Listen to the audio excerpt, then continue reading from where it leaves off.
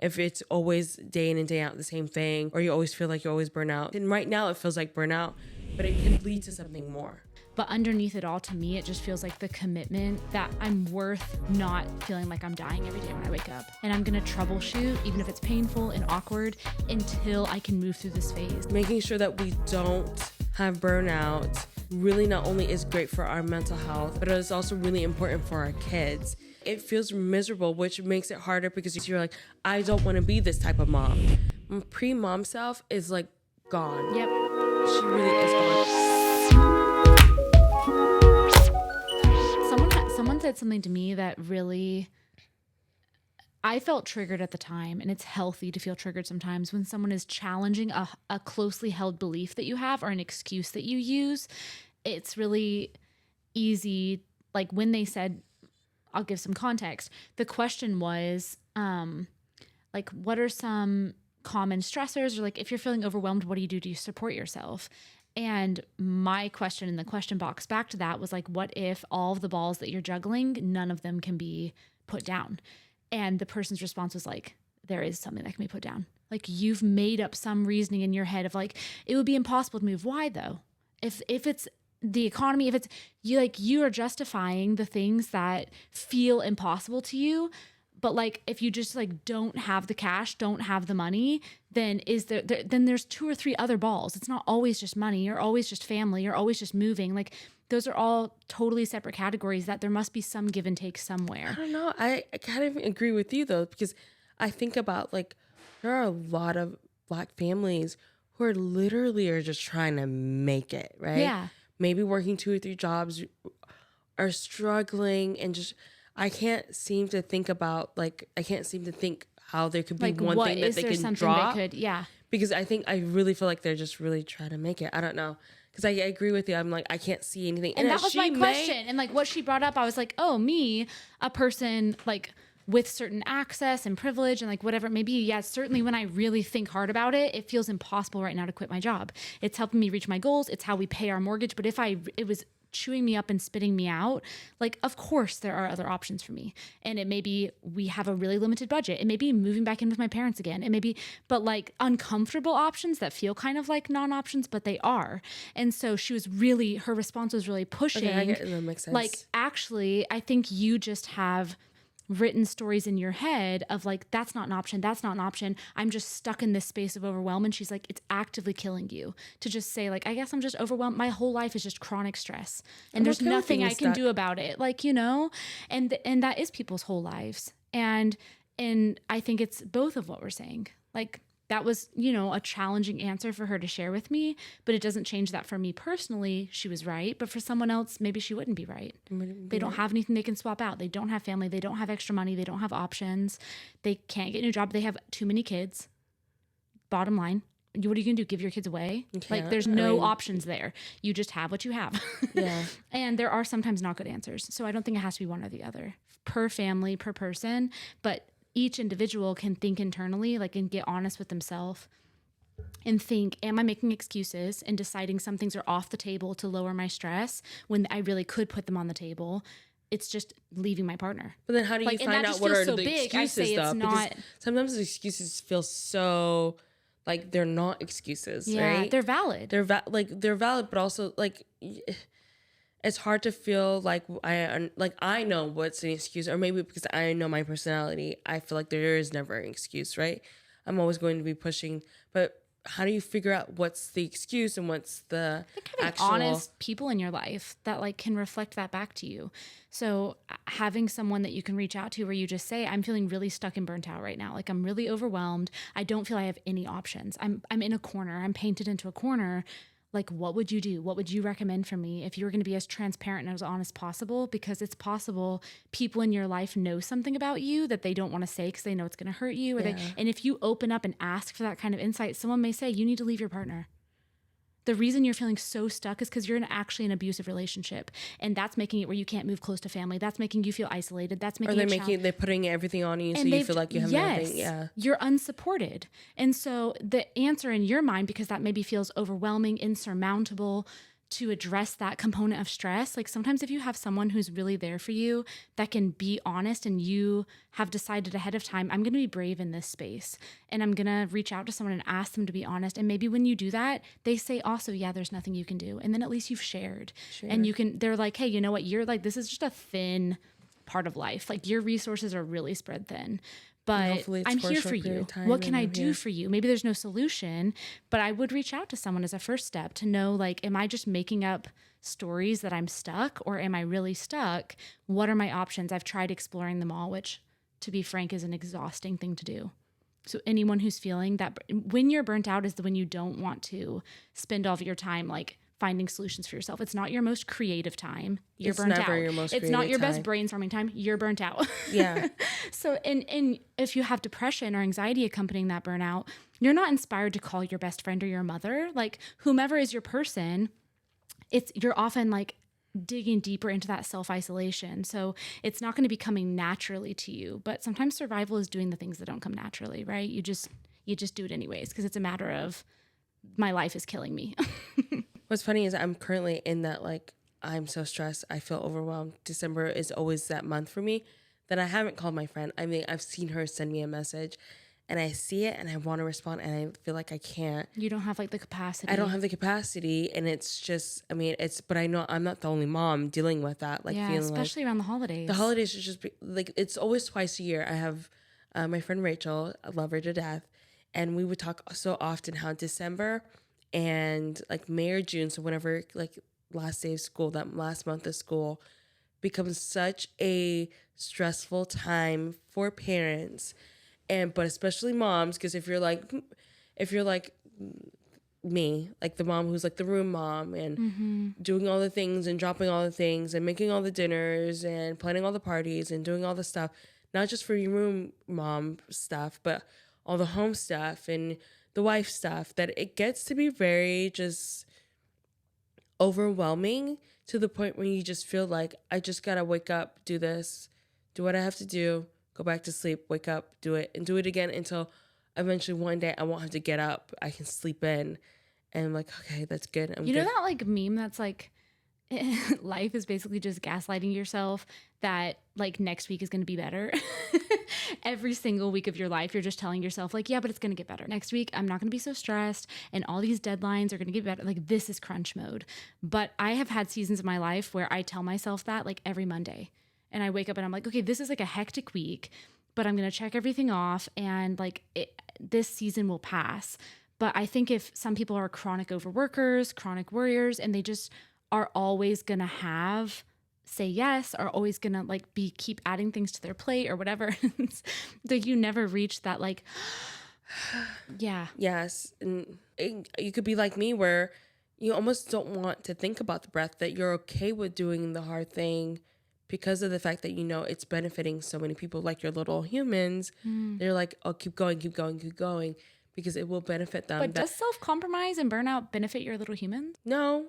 I don't think it so. Sounds nice to say that. It hurts like everyone. In a way, because it does benefit them, but also it benefits them in a way, but also making them lose like a relationship with their mom. Like you don't have any downtime to just be like sitting next to your kid, laughing, watching movie, coloring, spending date nights. I love date nights with my little humans. And if I'm always constantly go, yes, I am compromising those moments with them, right? And so then that's what pushes me to not continually push myself, because I love those moments with them.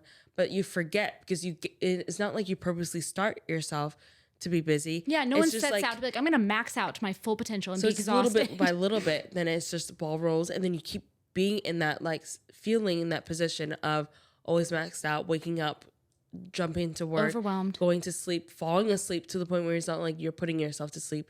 You're in bed and you're falling asleep and you have no control over it. That it's like randomly you just realize, okay, I can't like handle this anymore. And then you realize that you're missing out on moments with your kiddos that you just have to stop yourself. Okay, so I'm curious, you mentioned that. Like when you said falling asleep, not putting yourself to sleep, like for you, what are some telltale signs that you're like, okay, this is like I'm spread thin. I'm entering the phase of burnout. What does that look like for you in your routines, your whatever? I body. mean, literally, so one of my telltale signs would be like my kiddos would be like, "Hey, we haven't done X, Y, and Z," and there's like each of my kiddos have this like one thing that we do together, and so if they come to me and ask like, "Hey, we haven't done this in a really long time," that will be a sign for me where I'm like, "Oh man, like I haven't spent one-on-one time." That's what they're asking for because I've pushed myself to, even though I may be doing things for them, I'm not spending time with them. They're missing you. Yes. Not momming. They're missing like mom with me, Yes. loving me. Yeah. And they know I enjoy it as much as they enjoy it. So like they will periodically ask me for those moments. When I'm having a hard time being able to express myself, think logically. So I feel like a little robot. I was just saying like earlier today where I'm like, and so like it feels like I can't even really comprehend what I'm trying to say. Yeah, you're or like scattered. Yeah, I feel so scattered, and then I'm trying to like finish my thought and I can't even finish it because I'm already on to the next thought, and then like, I'm just like I feel like I'm like a robot trying to. I'm always in error. Like I can't really think about what I'm trying to say. So that's another sign for me to realize like, oh man, I am doing too much because I feel that even right now as I'm talking, I'm just like I'm already on to the next thought. Because I'm just trying Your to brain go. is like optimizing, Try to like go survival mode. Which really I'm not optimizing because if you can't really think about you can't finish your thought, then you can't really be able to express how you're feeling. Then you're always just like I'm just getting half of everything that I am at this moment because I'm just trying to go so fast that I'm not really getting the full self. And how do you respond when you feel that way? Like for you, is a trigger for that like guilt? Is it like I reach out to someone when I'm feeling this way? Like what's your step B? So you've identified that this is happening for me, then what? I definitely don't reach out. I'm one of like that's usually my very last thing to do because reaching out brings me too much guilt because I already feel like I've got so much to do that if I've reached out, that means I more than likely ignored you. So like I've annoyed you for a couple of weeks, I feel guilty. So I'm like, I'm not gonna reach out. But that's just me and my personality. I think people should reach out. I think usually I'm lucky and grateful. Drew will notice that I am feeling that way, and he will. I'm planning a girls' night. I'm planning a night away by yourself. I'm planning a night away with me, us together. Let's do a date night. Let's do this. Like fill your cup. So he usually will notice it, and I do the same for him. Where I'll be like, "Hey, I noticed this," or "Why don't you go do this?" So we usually will do that for each other because I'm a person that will keep going. Because in my head, I'm like, I'm trying to do the best for my kiddos. Or I'm doing the best for my family. I will not stop to think for myself or think about myself. So I will not stop to think about myself to say I need a break. And so Drew knows that he's going to have to do it for me to want to do it. So he will have to like plan it, and it's already done. It's in the calendar. I have no choice because I am that person. If I put it in my calendar, I will do it. So if it's in my calendar, I will relax. I should put it in there myself, but I won't do it because I feel like there's always something else I could be doing. Yeah. I feel like for me, it usually comes down to like I don't know. I have like a lot of physical symptoms that come up. Usually it's like an eye twitch. Like that's so real. And it took me a long time to recognize that I'm like, my eye is never twitching. Like that's not something I deal with on a regular basis, but it's a common thing that will come up when I'm like at my wit's end or I'm really spread thin. Another one is like waking up, thinking about my stressors. So the minute that I wake up, it's like, or I'll wake up at like 2 a.m. with a to-do list or like reminders of what I forgot or like a panic or guilt about whatever's going on in my life. Absolutely. I should have done that better or different. I'm feeling like scared or overwhelmed. I feel dread for tomorrow. And it will be always around my sleep period. So as I go to sleep, extreme anxiety, waking up in the middle of the night and waking up in the morning. And that does not happen to me day in and day out. That's a trigger for me of like, ooh, I'm spread thin. Like my brain is optimizing all night. My brain is trying to fix this for me all the time. You're dreaming about it. You're sleeping. Everything. Every part of me is like survival mode. Like, oh, Courtney is under pressure. Like she may not survive this. And so my brain is trying to give me all the solutions, which is like so generous. Thank you, brain. But it's a lot like that. My brain shouldn't have to do that. It should be in deep rest. It should be in like processing my emotions for the day. It should be in like, and it can't do that when I'm under like survival mode for whatever's going on in my life. So then what do you do yourself to get yourself to be able to move away from stressors? Like routines are big for me. So I'm a pretty routine person in general. And when I've built out my expectations for myself or the commitments, because I like to commit to other people to keep their lives convenient. I like to commit because it makes me happy. And once I've committed, I will very rarely back out. Like once I've said I'll do it, I'll do it. And so that clogs me up a lot. And so if I find that I've done that, I think being child free right now, like that's a very privileged spot, is I just carve out my personal spaces. So I still come home at the end of a busy day to an empty house or just to my partner. And that's a natural time for me to be intentional of either, like if scrolling is not filling my cup or I feel more drained after scrolling, like I do like a little yoga flow or, meditate for a minute. I have different things that work for me. Favorite comfort shows I have, and I just try and implement and like sprinkle those things in a little more. It usually helps. Around sleep, talking to someone, crying. Oh my gosh, a good cry will do me wonders. Really? If I always like, I can feel it building, and then I'll like feel inside myself I'm trying to resist and just like muscle through. You don't have time to cry. And if I'll just let myself be like, oh my, like weeping sobs, I'm overwhelmed, I'm scared, this is too much, I don't think I can do it, and I just let all those thoughts and feelings like spill out of me to a person or to myself, I feel so much better after. It's like a weight off my shoulders every time. But one of the things that you said, you're like, oh, because I'm child free, like whether or not you're child free, I know there are a lot of women who are in their careers working really, really hard, who are struggling with this so much, where they're like, I don't know what to do. I feel like I'm just waking up, going to work, and then having to deal with my family, or having to deal with my spouse, and not in a way of like having to deal, but like they've got so much on their plate, all these stressors, even though it's good, like family's supposed to be good, like it's still a stressor, it's something that's on their to-do list, like having to spend time with it, whatever. But women in general are struggling with this. And so we're waking up, we're having these careers, we want to do it all. Yeah. We want to do it all, that we just feel like if we say no to something, we're losing out on opportunities that we actually could do. I think that's a huge thing to note, is like, if I keep saying yes, I will do it all and I'll do it well. And I know that about myself. And so it makes it really challenging to be like, you know what? I know I could kill that. I know that would be good for my career. I know that would get me to the next level of whatever, right? Like, yes, I could say yes to that. So I'm not very experienced. I'm not very experienced at like on the front end of that, knowing that I would be good at it and knowing that I could say yes to it, and then being like, but you know what? I'm actually like, my plate is full right now. I heard this phrase, like, instead of saying like, I don't have capacity, or I'm too tired, or I'm too overworked, sometimes like a healthier positive response is just like, my plate is as full as I would like it to be. And so I'm intentionally choosing this. I'm not too busy. Of course I could rearrange things and make it happen, but like, I'm going to consciously decide like, this is good for me. If I were to take on something else, sometimes it's worth it. And again, that's the season that we were kind of talking about. Like sometimes you're in a season of you've said yes to a lot of things intentionally to get you to the next step, to move you forward. And those seasons are important. We can't always be in a season of like recoup, winter, right? An internal winter. Mm-hmm. But I don't think that's always the case. And sometimes there's external drives of like, I want to impress someone, or I want to make life more convenient for the person that I'm saying yes to, even if it's at the compromise of me and myself. And I think that comes up often. As women, we do that not a lot. Just for parents. That's like a pretty universal.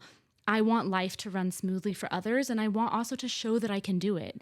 And probably you're going to kill it. Like you can, but at what cost? And so there is the cost of self and of your peace.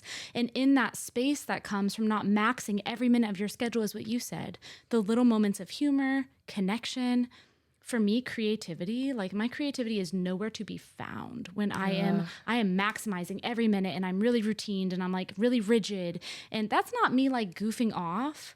Like that's not me like coming up with new ideas and like being silly. That's me like getting done, like I'm driven, and it's just a different headspace, and I miss that like relaxed, goofy part of me that comes only when I have free time. I'm sure our spouses miss that too, because they can see where we're not coming up with the ideas, we're not being goofy, we're not feeling inspired. Yes. I'm not like dreaming about my life. I'm just like doing my life day in and day out. And no one wants that. Like no one wants to feel like that. I'm just living my life, not enjoying it. Yeah. Just living my life, trying to making it from 9 a.m. to 5 p.m. or even just 9 a.m. to 10 p.m. Yeah. Just trying to make do. Like Just survival, yes. day after day. Yeah. I'm going to read this Reddit story because it kind of ties in it from a specific person, the topics that we've been talking about, which is like, how do you know when enough is too much? How do you move on if you do realize it's too much, but your options feel really limited? Like, I just feel spread thin. What do I do? Let's see what this person has to ask. Burnout as a parent. Does it get better? I'm feeling defeated. When my partner and I decided to have a baby, there were these big plans. I knew parenting would be hard, but I feel like I'm drowning. I feel so trapped. I'm a stay-at-home mom, partly by choice, partly by necessity. There isn't a lot of option for childcare in my area. The wait list for full-time care here is 2+ years long. So I left my position as a store manager, and now she is a store associate. Most days are good at home, but there is weeks like this where I'm an emotional wreck. My daughter doesn't sleep well and never has. I get 6 hours of sleep in a night. If I get that, it's nearly a miracle. Normally I run off 4 to 5. I'm chronically tired. Occasionally, if my husband is home, I can attempt to go back to bed when he wakes up, but it's rare I get any sleep as my daughter is right at my door crying to come in. I want to be a gentle parent, and I want to do my best. But when I'm extra sleep deprived, I am so short with her, grumpy and checked out. I spend most of my time holding back tears or actively crying. I hate it. And slowly I'm beginning to hate myself. In truth, I've lost myself, and I have no idea who I am anymore or how to make time to work on it. I have no support system, as my mother passed away in 2022. My family abandoned me when we lost her. Friends are few, I'm autistic, and my ability to communicate and maintain friendships is severely lacking. I'm in therapy, but my sessions are less than 1 time a month due to lack of services available. I don't know if I'm looking for advice, venting, or hoping there is someone out there in solidarity. Sincerely, burnout mom. I honestly could have written that myself.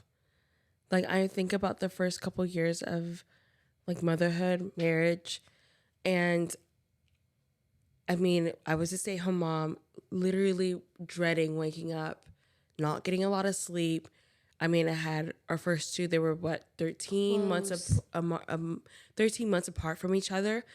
I could have written that. Like, it was just day in, day out, the same thing over and over again. Nap time, watching the same shows over and over again.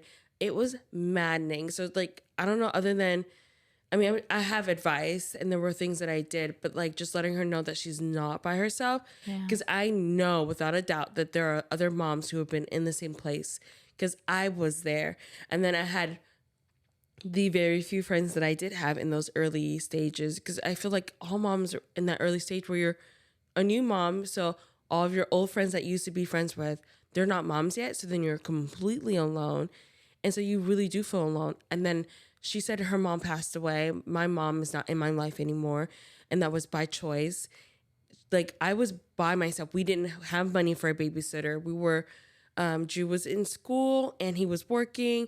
And so I mean, I don't think we even had a car. We only had one car. So even when stuck at home. I was stuck at home. And I remember just thinking, I don't think I could do this anymore. I don't think I could watch this show anymore. I think it was like, I can picture the show I was watching. And it was like Word Pal or something like that. It was on PBS. And I was like, if I watch this show one more time for another day, I'm going to lose my mind. Yeah. Lose my mind. And it was so hard because it just became so mundane every single day doing the same thing. It's a lot. There's nothing that I can say other than like, it's really, really hard. It's a lot. And like, she's not alone, that there are a lot of moms feeling like that, but it's not, that feeling is not forever. That was one thing that I would remember time and time again. And now being on the other side of it, I know for sure that feeling is not forever. And that lasted, I would say, I don't even want to give a number because I don't want it to be that person who is maybe in like that person who wrote that, or that a person who's listening to this who's thinking, oh my goodness, if I hear a number and it's way too long, I can't do it, I'm done. Yeah. I'm not even going to say a number, how long it was for me, but eventually I got to the other side of it, that I don't feel like that right now, even as I have a toddler who it feels like almost the same way it did in the beginning, but completely different, because I have the other older kids. I'm able to get more help. We're in a better place financially that I'm able to get more help. But it was really, really hard. And that's like a different kind of burnout. Oh my gosh. It's The monotony, yes. the loneliness. It's not like you're maxed out every day doing so much. It's almost like the burnout is the lack of doing so much. Yes. Where you're really busy and you're doing so much, but it's the same routines and the same things day in and day out. And that was just hard. And so you're not alone if you're feeling like that. There are other moms feeling like that. It just feels lonely because you're with your kids who you're not able to express or tell them how hard it is, because you shouldn't be telling your little kiddos. Like, you're their provider, you're their parent, you're their guardian.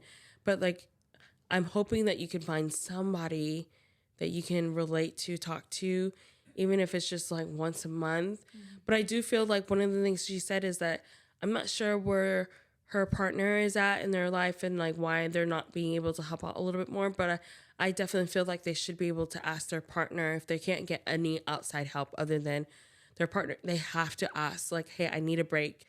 I need a couple hours. Plan it regularly, like once or twice a month, because it can really damage your whole mental health. Thinking about, I'm gonna have to be doing this day in and day out with no end in sight, with nothing. And for years, like when the days are long, people say the days are long and the years are short. But when you're in the days are long chapter, years is like impossible to imagine. When someone's like, oh, by like year 5, when they're going to school, like year 5, I'm at 6 months and I am like being at home alone with my baby is like really like, I don't want to say killing me. That's dramatic, but you may feel I'm at my breaking point. Like I've lost my life. I'm so overwhelmed. I'm so lonely. I don't feel good about myself. I am having a hard time maybe adjusting to my postpartum body. If you birthed a child, there's a lot going on there. It's a mixed bag. And then to have someone be like, well, don't worry. What you were saying, like, don't worry. It will feel better, in 5 years. Well, when every day feels like an eternity, 5 years is like truly unfathomable, right? Like it does. It feels like unfathomable. And that's why I never wanted to put a number. Right. Because I don't think it, I wouldn't say it was 5 years for me, but I would say it was a little bit, but that's why I feel like she should be asking for her partner for some time off from a baby. She shouldn't be waiting for, like every once in a while, I don't know when, but like when they're there, they'll help me out. That's like super unfair because in a way, mentally, they are taking the brunt of like the workload at home and the workload with the kids or that child that they have. That I think that's truly unfair. That partner should be helping, at least something that they can look forward to. Or support them. Like at least a person maybe to talk to about it. And maybe she has that. She doesn't go into great detail about I'm unsupported by my partner or I am supported. Maybe she's looking for extra outside of that. And I think something that's important that she talked about is like her own personal, developmental, social, whatever it may be needs. She doesn't feel she has the headspace or resources needed to support herself. It's like, hey, I struggle as a person who's autistic. And so I can recognize here on paper or in this Reddit post, like, I wish I had more friends. I wish I felt more supported or I was thriving. But like the energy and time it would take for me to put myself out of my comfort zone, to learn those skills, to like be talking to a therapist. Again, what I said earlier in the episode, when you're really spread thin is not the optimal time to be like being your best self, like making brand new friends, like putting yourself out there, especially if you have something like autism or something else that is in your headspace. Maybe you're diagnosed with depression, whatever it is, like to get over that hurdle to meet your own needs.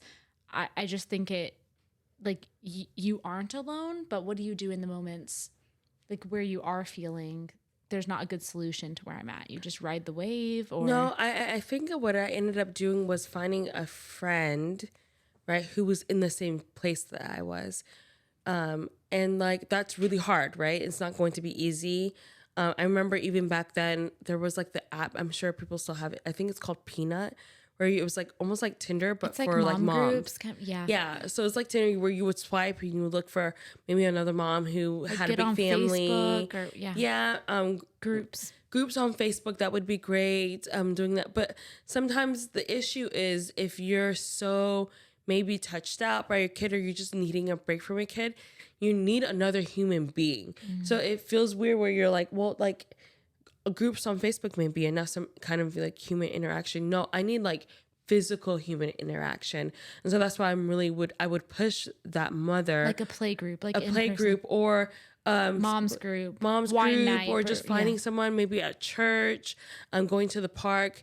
But that might not be possible because I knew I didn't have a car. And so, or if I knew I didn't have a car, maybe 4 to 5 days out of the week, maybe on that one day, push myself to go to the park to intentionally try to make friends. But even trying to make that friend, awkward. it's awkward For someone who's even like neurotypical or has a lot of resources and you thrive making friends, like showing up at the park and just sitting down by a random mom and being like, so your kids are on the playground too, is like, that's really outside of a comfort zone to do that. But sometimes I feel like it happens. For survival, like you just repeatedly do things that are outside of your comfort zone, because not thriving at home and being isolated and depressed is out of your comfort zone too. Like you're not thriving. So I mean, but the Facebook group is a great idea. The app that I said, Peanut, I'm pretty sure is still available. That is something else that you could do. Finding people at church. I just think that Marco Polo, connect with friends long distance. Yes, but I'm just going to say truly what really helped me, which I think would help a lot of other moms, is having another physical like interaction, someone close by, because even if you're just miserable together, it feels less lonely. It feels like you can make it another day. Mm-hmm. Because I remember in those days where I felt that way, and then my friend was like, I feel this way too. Can I just come over and we can let our kids just like make a whole mess? Watch the show for 100th time. Yes. Yeah. We can let our kids like just blow up our house, and we'll just drink whatever, and like coffee, and then we would just sit and chat and just talk about how miserable it was. But when we were talking about how miserable it was together, it felt way less miserable. Yeah. It really, really did. Where I felt like I had something to look forward to going over their house. And our kids would like really like mess up our house. And we would just sit there on the couch and just chit chat. And it was awesome. And I look fondly on those days, because when I was by myself, even if I was on the computer, I don't want, like, not to say that people don't find joy in it, but I do know as human beings, having someone nearby sitting next to you, that interaction does feel different. It feels different and lifts up to your spirits a lot more than just being on the computer, on Reddit, on Facebook, on those like little, like those connected websites that are great, and they're great for a short period of time. But I do feel like we do need more community. In-person, interaction, community.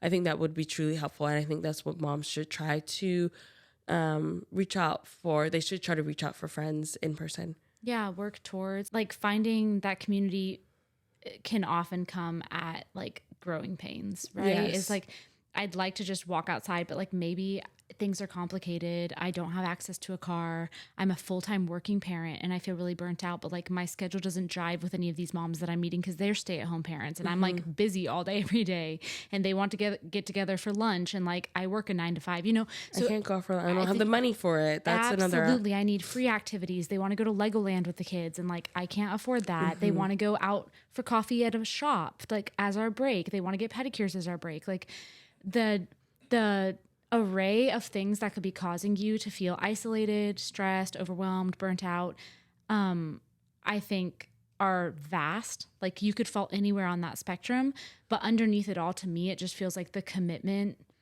that I'm worth not feeling like I'm dying every day when I wake up. And I'm going to troubleshoot, even if it's painful and awkward, until I can move through this phase. And if that just looks like surviving today, if that just looks like having one phone call, if that looks like, you know, doing one action a week that's outside my comfort zone, like I'm just trying, I'm gonna try and make it. Please try, because I don't think I would have made it mentally if I didn't push myself in those to have those uncomfortable like conversations, like, hey, like how, like, do you have a kid? You want to be friends? You want to hang out? I'm miserable. I'm glad I had those uncomfortable conversations with those other women who were in the same place that I was, because they really did make those days go by a little bit faster, or there was something to look forward to, because it was really miserable. I mean, I remember, like I said, I had a friend, her husband was in med school. My husband was in nursing school. It was long days with our spouses, and we knew there was a day, like there was an end in sight. Yeah. But it was just seemed forever. And so put yourselves in those uncomfortable situations, because it does make it better in the end to have someone who's there with you feeling miserable, because it really does feel less lonely. It really stood out to me when she was like, I feel like I've really lost myself. Like, it's not just that I'm lonely and that I don't have friends, and that, like, underneath it all, my parenthood journey, I feel really detached from self. And I would argue that that's not something that a warm body sitting next to you can give you. Like, that warm body, maybe they can comfort you or help you navigate it, but like feeling that you've lost yourself is a self journey from my perspective. Others inform it, but at the end of the day, like, no amount of friends, no amount of partners, no amount of validation or even religion or whatever it is, like, maybe religion, honestly, like, spirituality is a very internal, personal process that I think is the one category that if that works for you or that really is fulfilling for you, that can be a part of your personal, I'm trying to find myself again and rediscover what it is to be me, the parent, what it is to be me, I used to maybe value my career and I've taken a step back with my young children for a season. Stay-at-home mom. Who is this person now? And I would encourage someone to think through in any season of burnout, parent, not parent, like, what does fill my cup?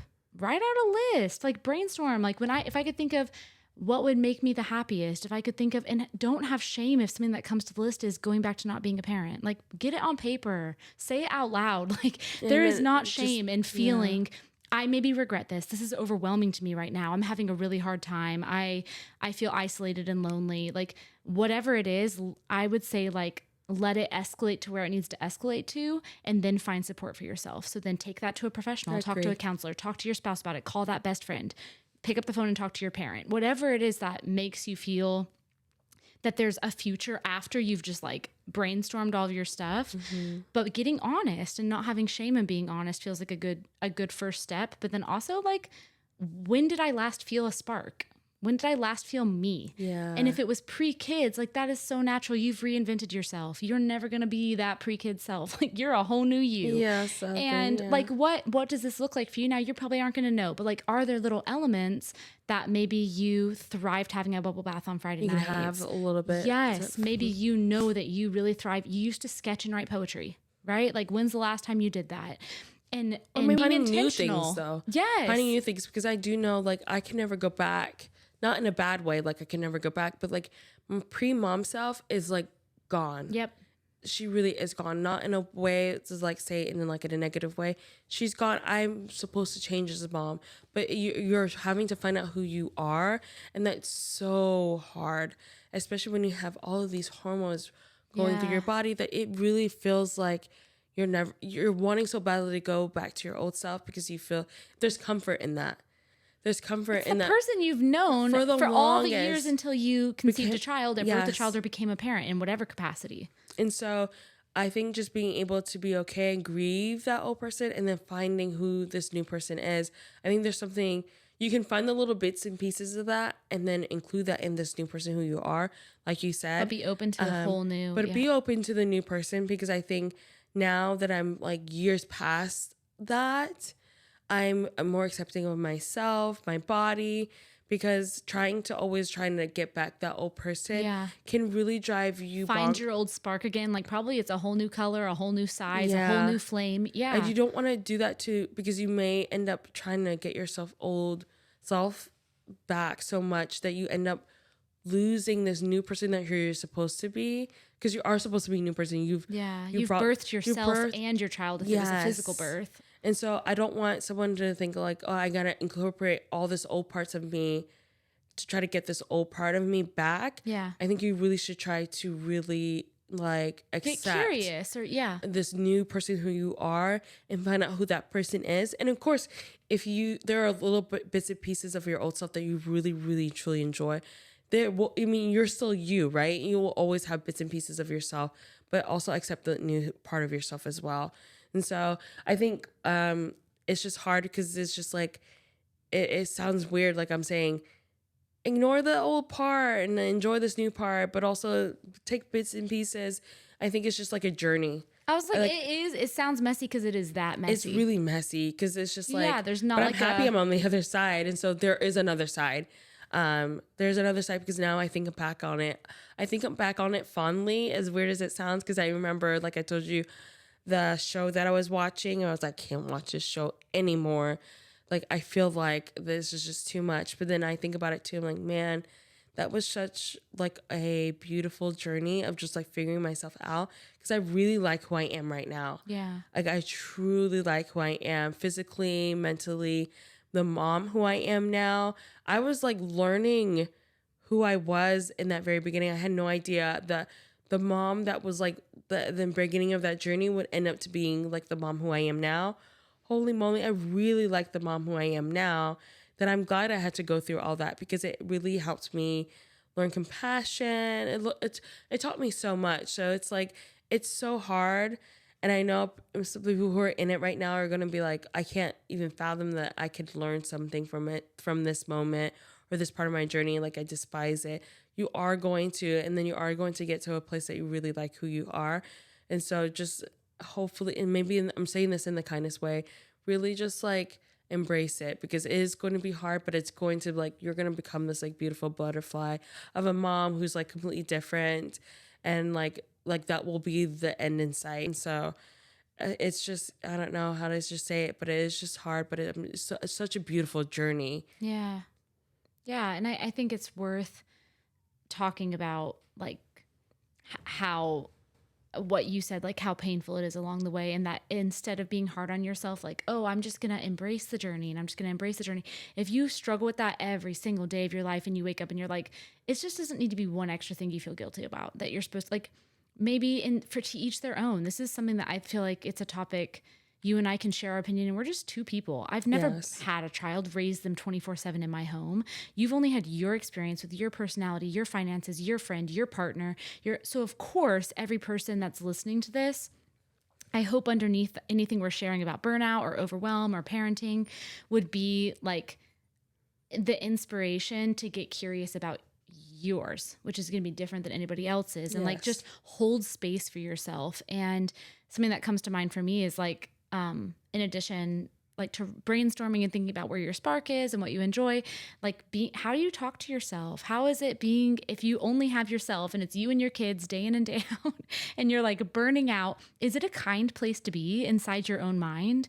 And, you know, sometimes you can't change your babysitting, you can't change your finances, you can't change the type of partner you have, you can't change that your mom has passed away. Like that is not an overnight, like, let me just build a community and just find some friends. Like, although those are incredible insights that hopefully you're working towards, in the meantime, like what you have is you. What you have is your internal dialogue of how you're interpreting your world, how honest you're able to be with yourself and others. If you validate yourself or if you tear yourself down and in the end of the day, you're like, I'm just so like stupid that I can't get over this. It's just, I must be the only person. Like other people just say, be grateful, but I can't seem to be grateful. Then you can't seem to be grateful. Like, right. And just that integrity and that honesty, I think can be a sort of relief. And then find other people that are just your like complain all day friends. Like that's not even so bad. And there's no need and pressure to like make it into a beautiful picture in the mess. Yes. I think Gina's trying to paint a picture that like eventually it's the trend for most parents is that eventually they look back and they can. But if the day to day in the moment, you're not able to paint that picture and be grateful and like appreciate every moment, like normal. You are normal. That's very normal. And that's natural. what I did with my friend, was that we did talk about how crappy it was. And it was really, really nice to be able to talk about that with someone. It was like, this is crappy. This is really, really crappy. Great. This is crappy together. And we're not trying to fix it. And we're not trying to, but then also like, it's always a give and take. Like if we've wallowed here too long, like, do I have a friend that's like, but parenting feels worth it. But actually like, my kids are funny. Like, do you think your kids are kind of funny? Right? Like, are there little glimpses where if you're realizing all the people in your life just like sit and say how crappy it is all the time, like, does that feel good to you? Is it getting you where you want to go? And does it feel like a release or does it feel like you're stuck there? Mm-hmm. And kind of always checking yourself and having that inner dialogue of how am I supporting myself? Again, I only have me. I'm only accountable for my actions. And is there something I can do to support myself through community or through my own internal perspectives, dialogue, thought processes, like whatever it is? And none of it is like that easy. There's no right or wrong. Yeah, like, there's no perfect answer, which sucks. Yeah. It sucks. Yeah. I think that's like the bottom line of it. And so if someone were to be listening to this, feeling like I'm in that season, I think we've kind of erred on the side of small children because that was the Reddit post. But either you don't have to be connected to children or you can be at any stage in your parenting journey and feel a sense of burnout or in any part of your life. And your burnout doesn't have to be as a parent. Your burnout can be in other facets of your life that impacts your parenting. So like I'm thriving with my kids, but in life I'm burning out. And so because of that, I'm not as good of a parent as I want to be. I feel guilt about that. Like that's a whole new category that we haven't really touched on, that for a wide variety of listeners, if they don't just have small children in the home, they still could be feeling that burnout component about whatever element of their life. And I think a lot of these principles still apply. Yeah, and I think we also should talk about how burnout really can, like you said, affect how we are as a parent. Because while we may be like thinking like this is miserable, I can't take this anymore, I'm just feeling like this is too much. Also realizing how it could, like I said, affect how we parent our kids is really important. Mostly because I think about the times where I really didn't have anyone to talk to, made it where I feel like I was a lot shorter with my son. That's when he was a toddler. She's like, and like it feels miserable, which makes it harder because you're so tough on yourself, because you're like, I don't want to be this type of mom, right? I don't want to be this type of mom being so short with my kid because my toddler's not doing anything wrong, right? And so I cannot have Cheerios spilled on the floor for the fourth time. Like, yeah. And that's not their problem, but still, like, yes. Yeah. And so I think like you said, making sure that we don't have burnout really not only is great for our mental health and trying to figure out solutions to those, but it is also really important for our kids. Yeah. Because in the end, if we're not mentally like where we need to be, it does trickle onto our kids, no matter how much we try to save them from that. And that's what we don't want, right? As parents, we're trying so hard to be the best parent that even if there's a reason for it. Like for me, my reasoning why we were in the situation was because Drew was in school and he was working really hard. Lack of resources. Right. It was lack of resources. And there was we knew there was an end in sight, just because we were doing it so that they would have a better life later on, didn't mean that we had to not like, it didn't mean that we need to make sure that we took care of ourselves now so that we could be better parents to our kids in that moment, not in the future. Yeah. And so I think it's really important to always trying to find solutions to make sure that we're not burning out, because I'm repeating myself, it's really important to not allow it to just continually happen, because I guess if it's just, I can say like, oh, it's for our kiddos. We don't want to be a bad parent, but also it really can I guess become something more than just burnout. If it's always day in and day out the same thing, or you always feel like you always burn out, right now it feels like burnout, but it could lead to something more. And I felt overwhelmed by that, not in the parent sense, but in the, like, I'm burnt out, and what it would take for me to stop being burnt out feels so overwhelming and exhausting to me right now in the moment. Like thinking about my priorities, weighing my pros and cons, thinking about cause and effect, pros and cons list, like the effort it would take for me to know where to cut back and how, when I'm already at my wit's end, is like sometimes pushes me over the edge, where I'm like, I can't know how to take care of myself right now because I'm having a hard time taking care of myself. And for me personally, that's where community has come in. Like that is where having someone in my corner, where it's like, I'm maxed. Like I am there. I'm not ready to optimize. I'm not ready to think of my special little skills and my talents and my glimmers, and I'm just not there. And for someone else to come in and either materially alleviate things for you, whether that looks like sponsoring your coffee if someone's in a different economic position than you are, like, great, I hope you have a friend who can step in and sponsor your coffee. If you don't, I have a partner that you can fall asleep crying with. Like, if you have someone that when you're like, I cannot make myself better at this moment, I'm at capacity. That happens. And doesn't mean you're failing, and it doesn't mean something's wrong with you or that everybody else is doing it better. Like, I think that's most people are, though. You feel like everyone's doing it better. Everyone's like not having, and why am I broken is like a very common thread for burnout. Everyone else is balancing it better than me. Everyone else has their like shit together better than me. Why can't I do it the way that I either expect myself to, or the way that it seems like everybody else kind of is able to? I don't know if there's not like a good solution for that other than community. Because then if people are being honest, then, you know, people are opening up and saying like, hey, me too. Yeah. Oh, me too. Me too. Well, that's what always happens though. But it's so hard when you're in that mindset, because you'll usually get when you start talking about it, everyone's like, I feel like that too. I'm glad it's not just you. But once you're in that mindset, before you make that leap to say something, you feel like you're so alone. And so it's so hard that It is hard. I think it's just like you have to just push yourself to say something, find your community, because you will find somebody who's like, me too. Yeah. I feel like that right now.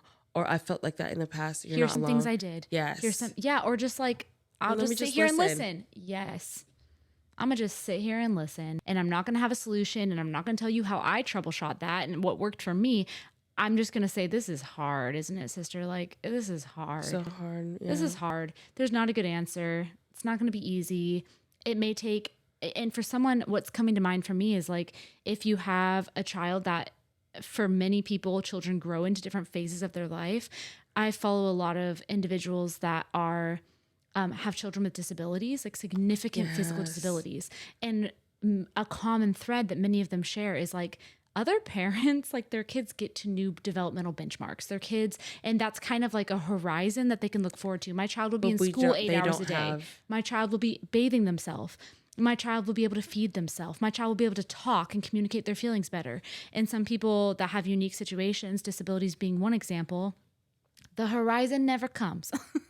You've kind of signed up for this like till your dying day. Like which that is your why child. It's important for them to get external help. Yeah, and support. So, and if I'm hoping that there are resources for them so that they can get help where maybe it may not be a friend who's coming, but it's an actual professional giving them relief for a few hours so that those people truly need to take care of themselves, because we know the statistics on people who are caregivers for people who are chronically ill, disabilities, that they are more likely to pass away before the person who is chronically ill because of the fact that they're not taking care of themselves the way and the they weight need of to. it, yeah. And so it's really important that those people truly find a community, get help, even if they have to pay for it, because it's like at the expense of their own health or their life if they don't. And I will say, since social media is such a like common thread that I would say like most people that I'm aware of from certain age group, like demographics up through, I mean, gosh, on Facebook, like 50s, 60s, like social media is a pretty common pillar in society. Yes. And so since that is the case, kind of finding voices that affirm you however you need. And there's no shame in doing that. Like finding, if you need voices to complain with, find your people that just get on and like bitch about motherhood. Like if you need to find people that uplift you or inspire you, if you need to find your spiritual people that get on and they share like, this is a tough season, but God's got your back. Like find your voices of people that specialize in platforms with these very messages of hope, of camaraderie, of commiseration, like whatever it is. Cause there's probably someone out there speaking to the exact voice that you wish you could like find someone to say, isn't there just someone who I can lament to? Isn't there just someone who loves parenthood? Like all I'm hearing is complaining. I just want to find someone who like is thriving and loves it, because that will inspire me to have a different lens or to feel hope. Or find like that person. Yes. There's probably someone. There is. Not probably. I know for sure. Ask around. Look for recommendations. Message Jeena. Comment on this video. Other people will be hearing this same podcast or watching this same video, and they may have some favorites. Like list the topic. List the different. Tag the people, tag the accounts. Like that's what community looks like. And in this really busy digital age, it may not be sitting at the park. Your life just may not be cut out for it. Yes. It may not be. It may be, it may not be. But on the off chance that it isn't, and that's not in the cards for you, like make a digital park and start commenting on things. Start looking for your people. And maybe it's not ideal, but if that's gonna if it's gonna help you for like a little bit, then I think go ahead, do it. Reach out, curate your feed, watch your videos, comment. Do your ask me anythings, put your questions in the boxes, have other mamas reach out to you, other parents, other people, and build your community like one little step at a time. If you're feeling overwhelmed socially, if you're feeling depressed and your hair is gross and you can't walk out of your house because it's so messy, like you're not ready to have your mama friends over, don't then. Start with something else. But also be okay if your hair looks like a hot mess, because I remember in those earlier days, I looked like a hot mess. And don't feel ashamed. Just do what you need to do so you can get that help to feel that community that, because I know there will be another mom who's going to be looking like a hot mess. Do And not they're allow gonna that. feel inspired by Yes. you. Your honesty, your vulnerability. Like if everyone is always trying to be The best curated version best of themselves, self. like I just want to be impressive and look like I have my stuff together. The pressure of that versus just like Just I walking, don't have pushing it the today. stroller, you put on your sweats and you walked out. That is good enough. I promise you, it is good enough. Do not feel like you have to, like I said, like you said, look like their best, because I think a lot of the times when we're trying to look our very best, the effort that you have to put in before you go out can make it where you don't even want to go out anymore because you feel like Totally, it it's feels not enough. insurmountable. It's like that's too Yes. big. I'm gonna just write off the whole thing. Just go. Just go. And whatever you're wearing. Honestly, I think I've gone out to the park in pajamas before. I don't even care anymore. Yeah. And what's people gonna do? Just like stare? Okay. No skin off your back. You're never gonna see those people again. You know, just kind of, I think, lowering and readjusting your standards of what it is to be enough, what it is to show up anyways with courage and bravery. Like speaking from a non full-time parent perspective, that's one thing I admire most about parents is parents that I look at that I'm like, it doesn't matter like mess. It doesn't matter appearance. It doesn't matter if they're having a bad day with their kids and they're blowing up at them. Like the courage and resilience that many parents, not all, but many parents are demonstrating that I'm watching when I'm in their homes or have been in their homes as a nanny, the foster parents that I'm engaging with, whoever it may be, it's just kind of this grit that like comes through in parenthood. That's something to be proud of. That's something to be proud of. Like hold space for yourself and take time to say, it's not pretty. And it's not consistent. And I have a million areas I wish I was better. But like, let me highlight to myself how I've grown. Done. Yes. Find my like little moments of congratulation. Find my little moments of celebration. I put on clothes today, or I went back to work and I found a full-time childcare provider. I interviewed a bunch of people. It was exhausting, but I found someone I trust to watch my kid. All these little breakthroughs that can get swallowed, like those are huge moments of celebration. Yes. Like you're badass. That's so cool that you did that. And no one walked you through it and no one told you how hard it would be. And you're showing up day after day to do it anyways. Like that's cool. Parents are so cool. And even when they're different and they're doing it hard and the kids are all over the place and everyone feels like they're fumbling. We're all fumbling. Everyone's yes, fumbling. We're all fumbling. We Just really, keep really doing are. it. You're killing it. And when you're not, that piece of humility, that piece of community, like I think can get you through to the next day. And that's enough. It's enough.